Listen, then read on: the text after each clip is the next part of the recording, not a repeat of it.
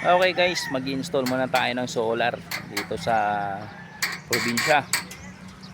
Yan.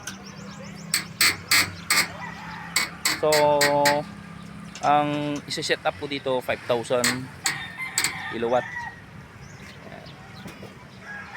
5,000 watts o 5 kilowatt. So, mounting pa lang tayo, mounting. Kasama ko yung yung pamangkin ko.